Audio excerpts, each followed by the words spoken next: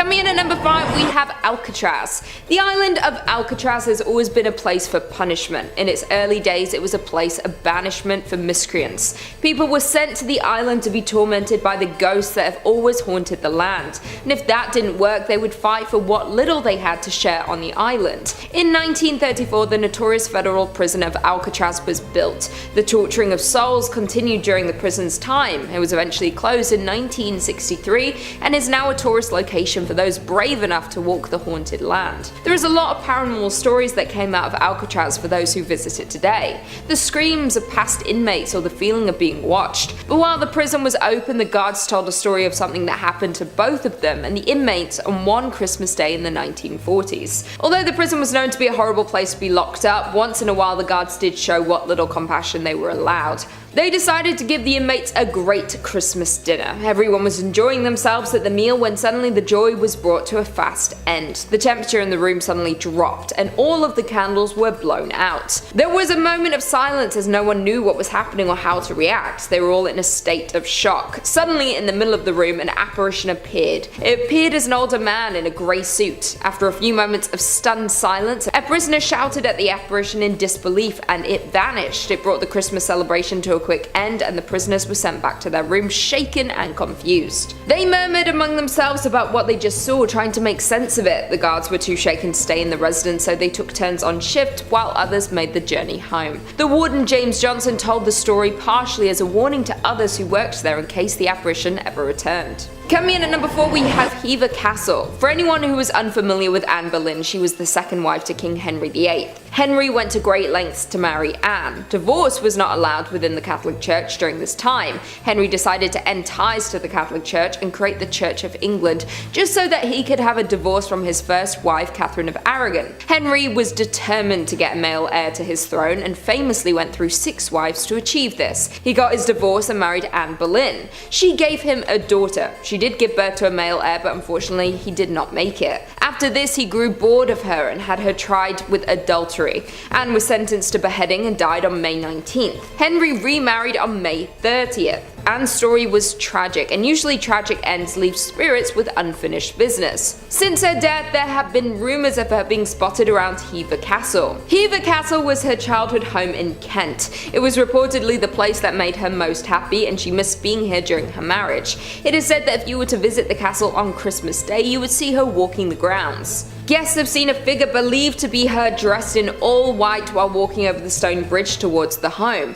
as if she is finally returning home each Christmas to be with her family. Coming in at number 3, we have Bramshill House. This story started back in the 17th century. A young woman named Anne was getting married on Christmas Day at Bramshill House in Hampshire, England. After the wedding, the guests were all enjoying the celebrations. It was tradition for the wedding guests to carry the bride to her bedchamber at the end of the evening. The bride wanted to play a game before the end of the evening though. She wanted to hide and have the guests go and find her. She was given a 10-minute start. The guests looked high and low everywhere they could, but they could not find her. The guests started talking that she had fled, leaving her new husband, Lord Lovell, behind. He was distraught and didn't believe that his love would ever leave him like this. He never stopped looking for her. He looked for her for years. She never showed up. On one day, 50 years after her disappearance, he was spending some time at Bramshill House. Mourning his lost love, he was looking around the attic, drawn to it for some reason. He was knocking on the wood when he found a secret hidden door. Inside, he found an old wood chest. He pried the heavy door open, which appeared to be stuck.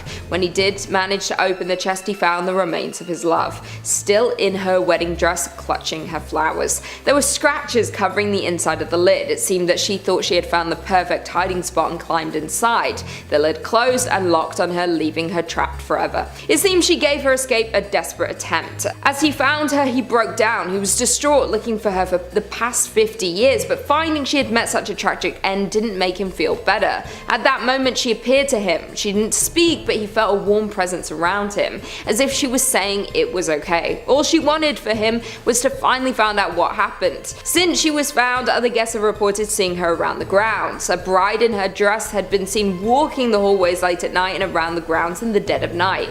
It is said that if you're there on Christmas night, you may hear a woman crying, mourning her lost love and her married life that she never got to experience. Coming in at number 2, we have Highwayman. This happened on a woodland road on Christmas Eve. A highwayman is the term given to men who typically on horseback would hold travelers at gunpoint to rob them back in the 18th century. There was a particular notorious highwayman in this area named Gilbert. One evening, a woman and her father were traveling through the area with their stagecoach. When they came across his path, he stopped the coach and ordered them to get out. As the woman got out of the coach, the horses got spooked and took off into the night. When the woman looked into Gilbert's face, she instantly recognized him. He had killed her brother a couple of months previously. Without hesitation, she pulled a concealed knife from under her cape. She threw the dagger into his stomach and fled. When the horse got under control, the dad returned to rescue his daughter. They found Gilbert on the side of the road. He had already passed from his wounds. They couldn't find the daughter though. The local village began to look for the daughter all through the woods. When they finally found her, she had been driven mad. They brought her home and never recovered from the experience. Something in her had snapped in those woods. From that day, everyone avoided them. It is believed that the land is now cursed and the woods are haunted.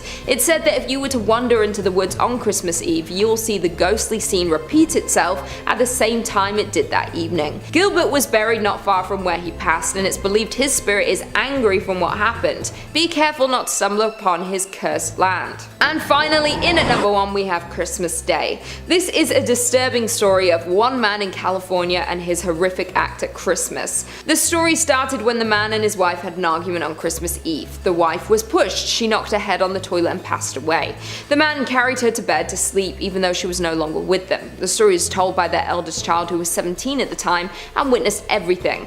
The man then went on to prepare the presents under the tree for the children the next morning. The next morning, when they came down to celebrate Christmas, the mother was sat propped up on the sofa. One of the daughters told the police, "I remember trying to touch my mum and she was just rock hard, cold, and I said, 'Mummy,' and she didn't respond." He finally called the police after the children had opened the presents. The man was sentenced to jail. A few years later, a new family moved into the home and it was coming up to Christmas time. On Christmas Eve, when the children had gone to bed, the parents were preparing for the morning. They suddenly felt the air in the home go cold. They heard cries from upstairs and went to see if it was one of the children. They realized the children were still sound asleep in their bed. The tap started running, so they followed the sound and turned it off. Already scared about what was happening, they were unsure what to do. The mother looked in the mirror and saw a woman staring back at her. The woman mouthed, "Help." At this point, the woman screamed in terror and ran out of the bathroom. The husband went to look but didn't see the same apparition. The couple were shaken. After this, nothing else happened over Christmas. After looking into it, they found out the tragic events that occurred in the home. In California, you only need to disclose a death in the home if you specifically ask. They didn't ask and therefore had no clue about any of this until it happened. She was shocked to see the picture of the woman who had died. That was exactly who she had seen in the mirror that Christmas Eve. Coming in at number 5, we have The Conjuring House. Upon its release in 2013, The Conjuring quickly became a fan favourite in the horror genre, with it being met with critical acclaim. The film itself follows demonologists and ghost hunters Ed and Lorraine Warren, who head to a home in the country after a family reported demonic activity inside of their home. Now, at the time of the release, people knew very little about Ed and Lorraine Warren or the true events surrounding this investigation. The Perron family moved into their haunted Rhode Island home in 1971. Not long after, Carolyn, Roger, and their 5 daughters began to experience strange goings-on. Brooms going missing, scraping noises, and small piles of dirt appearing out of nowhere. All small things at first, which soon developed into big things. The girls eventually began to notice spirits around the home, with the history of the home soon being revealed. Many people had drowned in the lake, and of course the worst spirit of them all was Bathsheba, a woman who devoted herself to the devil and took her own life on the property, cursing anyone who would take her land. Ed and Lorraine Warren, of course, came to investigate the situation, with Lorraine conducting a seance to attempt to communicate with the spirits tormenting the family. During the seance, Carolyn became possessed, rising from the ground in her chair and speaking in tongues. Following the seance, the Warrens were kicked out of the home, with the family continuing to live there until 1980. Before we jump into number 4, be sure to give this video a big thumbs up, it really helps out a lot. Coming in at number 4, we have Amityville. Back in September of 1977, Jay Anson romance and published a book called the Amityville Horror, which would later become the basis of a series of films released from 1979 onwards. The book is claimed to be based on the paranormal experience of the Lutz family, a case which of course led to many controversies and widespread attention. Now, some history before diving into the story of the Lutz family.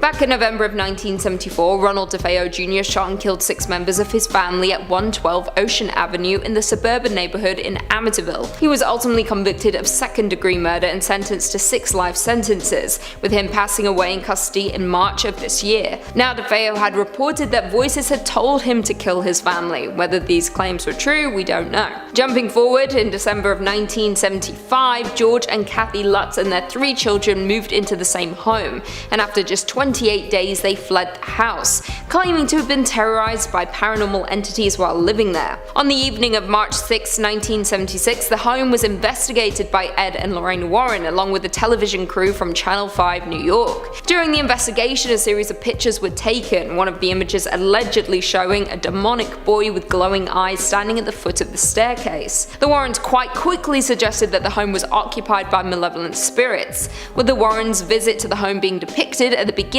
of The Conjuring 2. Coming in at number 3, we have the Smurl Haunting. The Smurl Haunting took place between 1974 and 1989, with Jack and Janet Smurl of West Pittston, Pennsylvania, alleging that a demon was inhabiting their home. The claims gained a lot of attention, as you would expect, with demonologists Ed and Lorraine Warren once again stepping in to solve the case. Now, the family moved into their home on Chase Street, with them claiming that they were being disturbed by a demon that caused loud noises and bad odors, with one report stating that the dog was randomly thrown across a room. In 1986, Ed and Lorraine Warren arrived at the home, and according to Ed, the demon that was inhabiting the home was incredibly powerful, with it shaking mirrors and furniture after they tried to get it to leave by playing religious music and praying. Ed even claimed that he felt a significant drop in temperature and saw a dark mass inside of the home. The demon also supposedly left a message on a mirror that read, "Get out." Ed and Lorraine Warren went on to state that their experience at the Smurl residence was unlike anything they had investigated at the time. Coming in at number 2, we have the Snedeker House. Now, many of you will be familiar with the Snedeker House haunting thanks to the movie The Haunting in Connecticut. The Haunting in Connecticut movie was released in 2009 and directed by Peter Cornwell, and supposedly follows the alleged haunting of Carmen Snedeker and her family. Now, the movie has a ton of controversy surrounding it, with the author of the book the movie was based on even distancing himself from the accuracy of the events depicted in the book. Now, the film itself specifically focuses on the fictional Campbells as they move into the new home, which was formerly a mortuary to mitigate the strains of travel on Matt, her cancer-stricken son. However, not long after moving into the new home, the family becomes haunted by violent and supernatural forces. Now, the true story is a lot different. In 1986, Carmen and Alan Snedeker moved into a new home with their daughter and 3 sons. While exploring the home, they discovered tools used by morticians. Very creepy indeed. With it being discovered to be a former funeral parlor, with the eldest son beginning to see ghosts and be haunted by terrifying visions. The family eventually turned to demonologists Ed and Lorraine Warren, who proclaimed that the home was infested with demons. Now, this is supposedly all very much true, however many have had their doubts over the years, including Snedeker's landlord, who found the entire story ridiculous, even noting that prior to the family moving in, there had been no complaints or unusual activity inside of the home. On top of that, the Snedekers stayed for a total of 2 years before finally deciding to leave. And finally, coming in at number 1, we've got Enfield Poltergeist. Taking the Warrens across the ocean, the Enfield Poltergeist has become a popular paranormal case, with it also being the focal point for The Conjuring 2. The Conjuring 2 was released in 2016 and followed Ed and Lorraine as they traveled to Enfield in the United Kingdom to assist the Hodgson family, who was said to be experiencing paranormal activity inside of their home in 1977, with the daughter Janet even becoming possessed by a former resident. Now, this movie is very much based on a true story. However, when a paranormal experience is dubbed real, people tend to try and find holes in the story, with many doubting the accounts of the family. Like I said, the Enfield Poltergeist was a claim of supernatural activity between the years of 1977 to 1979, with it specifically involving 2 sisters, Margaret and Janet. In August of 1977, single-parent Peggy Hodgson claimed she had witnessed furniture moving and heard knocking sounds around her home. A police officer arrived on scene and he himself reported seeing a chair wobble and slide across the floor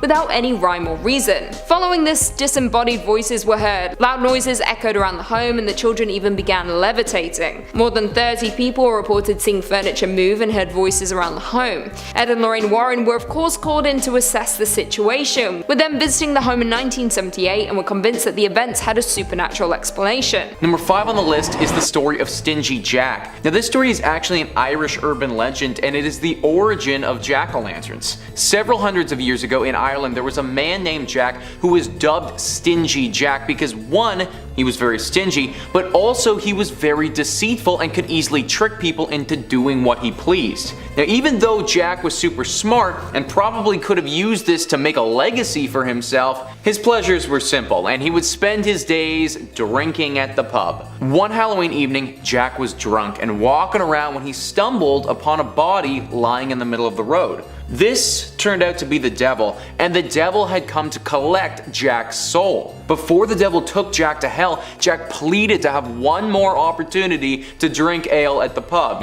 his last request. The devil allowed it, and the pair went to the pub and Jack enjoyed his final drink. When he was finished, he asked if the devil could pay, considering he didn't have any money. The devil didn't have any either, so Jack convinced the devil to change his appearance into a shiny coin so that they could use that, and then he would just switch back afterwards. The devil enjoyed messing with lesser beings like the bartender and decided to do what Jack suggested. He was tricked though, and Jack took his coin and put it in his pocket where he also had a crucifix. He made the devil promise not to collect his soul for 10 more years, and the devil was forced to agree. 10 years passed, and sure enough, there was the devil again waiting to collect.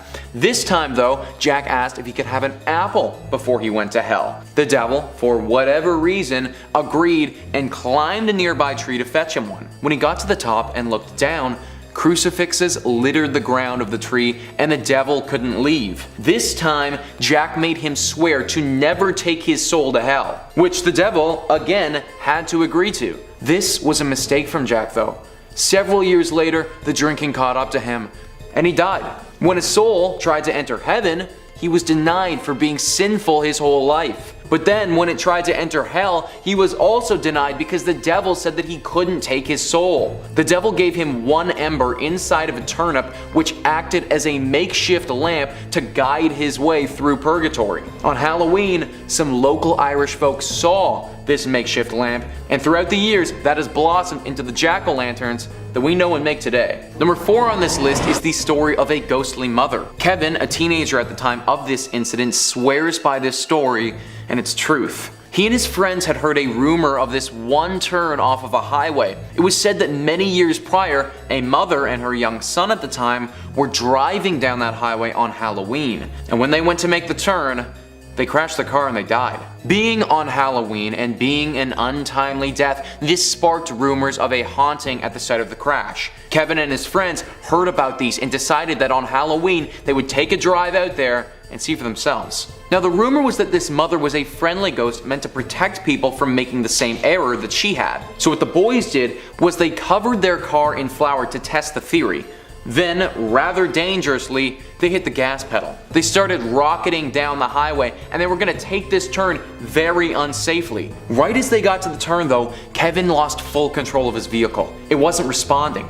He and his friends immediately feared death, but to their surprise, the vehicle slowed to a very quick halt. They all got out completely blown away by what had just happened, and sure enough, on the bumper of their car was 2 handprints left in the flour that hadn't flown off. Clearly, the mother had seen what they were doing and did as the legend suggested, protecting them from dying on Halloween like her and her son had decades prior. Number 3 on this list is the murderous prediction from David Berkowitz. David, or the son of Sam as some of you may know him, is an American serial killer who went on a killing spree in 1976 and 1977. David is currently serving 6 consecutive life sentences for the crimes that he committed back then and will die in prison. The murders occurred in New York City, and David is credited with 6 of them whilst also injuring 7 other people. At the time, this case got the attention of the nation because he and induced the largest New York City manhunt that the world had ever seen. He would often leave notes to the police mocking them and promising future murders. It really all was a sadistic joke to him, and he clearly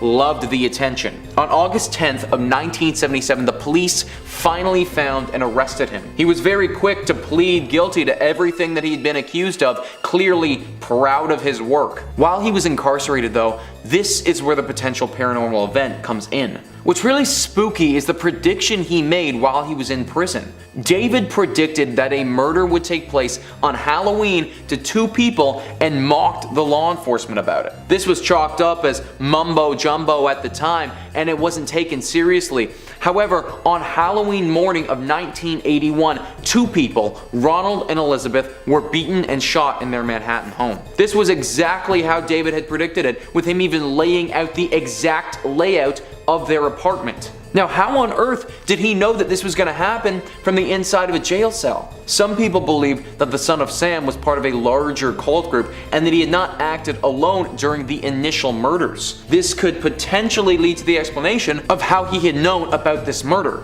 But he'd also been in jail for quite some time at this point, and it seems strange that he would have known every detail about it. Either way, we can rest easy knowing that he's behind bars and hasn't made a scary prediction like that in a long time. Number 2 on this list is the story of an invited dinner guest. A newlywed husband and wife were having a dinner party for 4 other friends on Halloween. This was one of their first dinners hosted as a married couple, and were very excited about it. The other guests arrived, and after some wine and chatting, they sat down for dinner. Right as they did, a knock at the door was heard. This wasn't out of the ordinary. They'd been receiving knocks all night by trick-or-treaters. So Darren, the husband of the newlyweds, went to the door to give out some candy, but when he opened the door, nobody was there.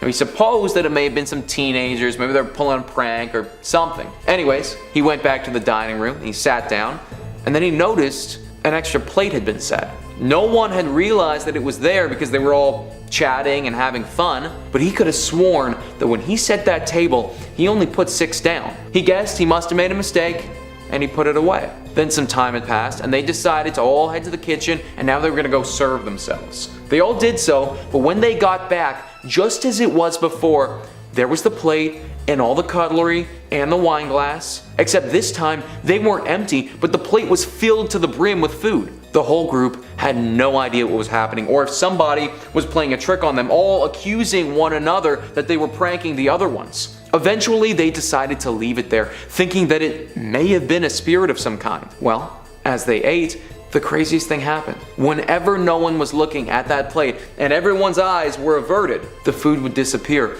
And by the end of the evening, right as everyone was finishing, the plate and the wine glass were cleaned off. To this day, the couple has no idea what happened or how it took place. The only explanation that Darren has is that when he opened that door, he must have let a Halloween spirit into their home that wanted to stay for dinner. Number 1 on this list is the story from 3 young teenage girls. Clara, Elle, and Maddie, all 14-year-old girls, were having a sleepover with one another on Halloween. This was the first year that they decided to not go trick-or-treating and stay in.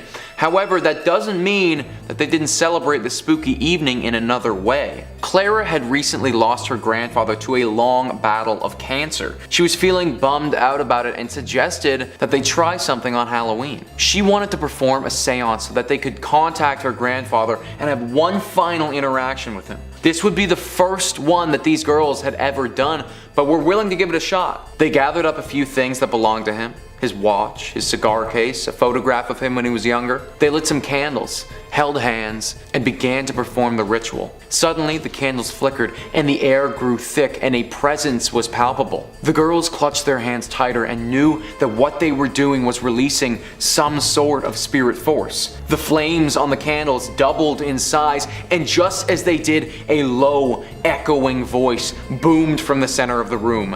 "Clara, save me." Save you? Why would I have to save you? Clara's mind raced. What was happening to her grandfather? She yelled back, "Save you from what, Grandpa?" "It hurts, Clara. It hurts so much." The voice screamed back through the void. Her anxiety grew. This isn't what she had expected this to be. She started to respond. "What is hurting you?"